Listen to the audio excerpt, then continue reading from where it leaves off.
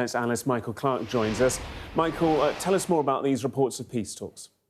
Yes, the United States is talking up the idea that there is now some sort of deal to be done. If not a deal, at least the framework for a deal, a 14-point plan that would at least establish a 30-day pause in everything, so a 30-day extension to the current ceasefire, in which a number of things would be discussed. And the elements that are being talked about is that Iran would agree a moratorium on enrichment of uranium, but not an end to all enrichment. And when that moratorium finishes, and that moratorium might last for a few years, but when it finishes, that the Iranians would still be allowed to enrich civilian nuclear power up to the 3.67%, which is the magic figure required for civilian use. I mean, there's no military purpose. You've got to go a long way above that to get any military value out of it. So 3.67 enriched uranium is allowable, and they will carry on with that.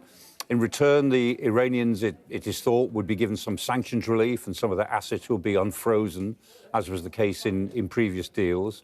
And then that they would probably return the highly enriched uranium that they have got. They've more or less admitted now, of course, that they've got it. They've got 400 kilos of it, a bit more than 400, probably underneath the rubble at Isfahan, but nobody's entirely certain on the outside.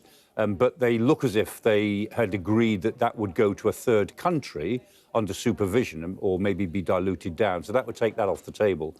And those are the general terms.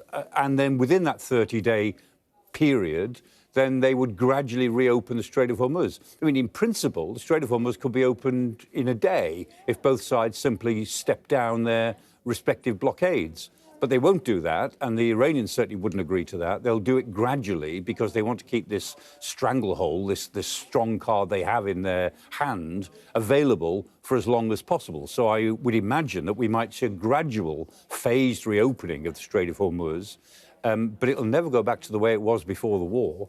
Whatever we end up with will be a lot better than a blocked strait, but it won't be the straits as a straight, open waterway are protected under an international law. I think that has gone forever, probably. Thinking about the implementation of any potential peace deal, what about the oversight of it? Would there be third-party countries that would monitor it and try and make sure that both sides stuck to an agreement?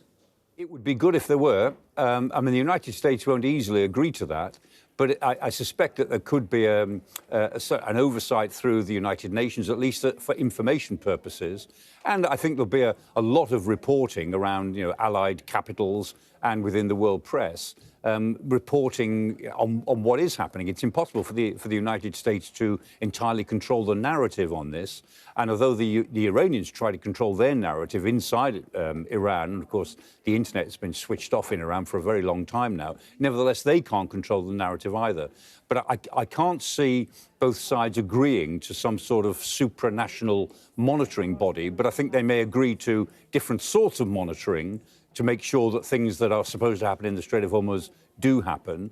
And the IAEA, the International Atomic Energy Agency, will play a big role here, as they always have, in monitoring what happens inside Iran. And if the highly enriched uranium is to be transferred to a third country, then almost certainly they will be supervising the transfer because they're a trusted organization. They're non-political as far as they possibly can be, and they have the expertise. That one of the things that's a problem in implementing these things is that nuclear arrangements require enormous expertise. Ordinary politicians can't handle it because it's such a complex subject. And only people with real nuclear understanding, people with scientific knowledge, know what they're doing when they sort this out. So they'd have to go to an organization like the IAEA for the expertise they would need to do effective monitoring. And Michael, talk to us about the situation between Israel and Hezbollah in Beirut. What do you make of that? And what do you make of it being described as a ceasefire? I think we were reporting at the beginning of this week that over 110 people had been killed in Lebanon since Thursday. That was only over the course of a few days. That figure surely has risen. What's the latest there? What's the reality of the situation? Yes, I mean, the Israelis have chosen to hit Beirut, and that's obviously symbolic. And that's sending a message as well as going after what they say was an important Hezbollah target. I mean, we don't know that, but that's what they say, and let's assume that it's true. But the fact is that they've chosen to go after that target now, indicating that they intend to keep up the pressure on Hezbollah. And undoubtedly, I think as Adam Parsons was saying a few minutes ago, the Israelis are really worried that they'll be forced to stop their war against Hezbollah long before they feel that they should. I mean, what they really worry about is that sometime next week, there'll be an outline deal between the United States and Iran. There'll be a 30-day pause, ceasefire, and the Americans will tell the Israelis, you've got to stop. Because if you don't stop, the Iranians will walk away. The Iranians have always said that ceasefire in Lebanon is a prerequisite to a ceasefire anywhere else. Now, they might back off that a little bit, but that's always been their position so far. And so the Israelis are very worried that they'll be made to stop their offensive against Hezbollah long before it's achieved its objectives. Now, I think they're thinking about that very actively at the moment. Michael, good to have you with us. Appreciate it. Thank you so much.